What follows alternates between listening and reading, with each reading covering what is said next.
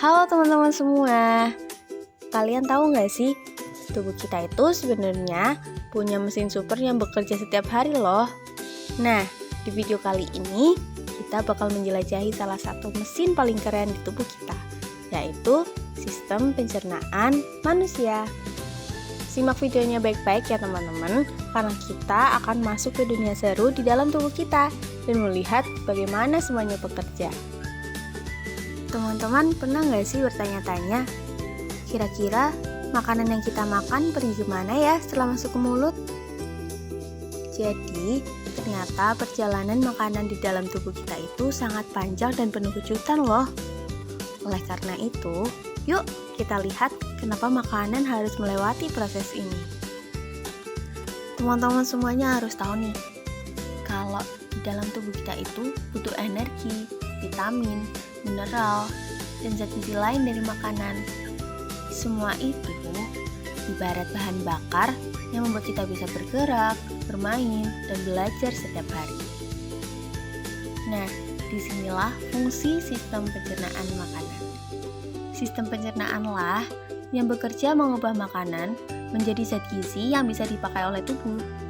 Karena tanpa proses pencernaan, makanan cuma lewat begitu saja dan tubuh nggak dapat apa-apa. Selanjutnya, yuk kita simak bareng-bareng video proses pencernaan makanan di dalam tubuh kita ya. Teman-teman, menurut kalian, apa yang akan terjadi pada stroberi ini ketika aku makan? Apakah menghilang atau hancur? Bagaimana kalau kita cari tahu? Ayo! Semua makanan yang kita makan akan pergi menuju sistem pencernaan. Sistem pencernaan ini terdiri dari beberapa organ pencernaan, yaitu mulut, kerongkongan, lambung, usus halus, usus besar, dan anus. Saat stroberi ini masuk ke dalam mulut, mereka akan dikunyah oleh gigi dan bercampur dengan air liur agar mudah untuk ditelan. Selanjutnya, makanan akan meluncur turun melewati kerongkongan untuk menuju ke lambung. Kerongkongan adalah sebuah saluran panjang seperti sedotan yang menghubungkan mulut dengan lambung. Akhirnya, sampailah stroberi tadi di lambung. Di sana, stroberi akan dihancurkan oleh gerakan dinding lambung dan juga cairan lambung. Tahukah kalian, cairan lambung bersifat sangat asam, saking asamnya, setiap benda yang masuk ke dalam lambung akan mulai hancur. Selanjutnya, makanan akan menuju usus halus. Di usus ini, nutrisi makanan seperti vitamin akan diserap dan diedarkan ke seluruh tubuh kita. Nutrisi inilah yang membuat kita sehat dan berenergi.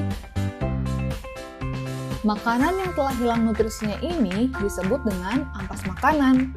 Ampas makanan kemudian akan masuk menuju usus besar. Di usus besar, air yang dimiliki ampas akan diserap sehingga menjadi lebih padat. Ampas-ampas ini kemudian masuk ke dalam rektum. Rektum adalah ujung dari usus besar. Mereka berfungsi sebagai tempat pemberhentian sementara sebelum ampas dikeluarkan dari tubuh melalui anus. Ampas yang keluar melalui anus inilah yang kita sebut dengan kotoran atau pup. Disinilah sebenarnya makanan kita berakhir. Setelah tadi teman-teman semua menyimak videonya, sekarang kita lihat jalur yang harus dilewati makanan di dalam tubuh. Jalur ini disebut juga saluran pencernaan. Perjalanannya dimulai dari mulut, lalu kerongkongan, lambung, usus halus, usus besar, rektum, lalu berakhir di anus.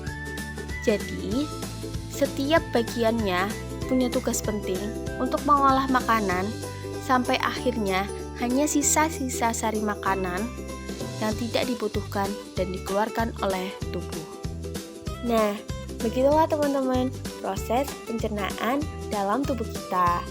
Senang sekali bisa belajar pencernaan dengan teman-teman semua.